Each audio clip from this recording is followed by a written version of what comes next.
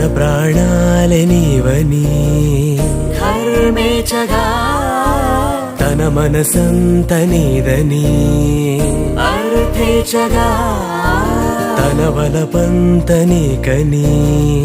కామేచగా అవధులు లేని ప్రేమకై మోక్షేచగా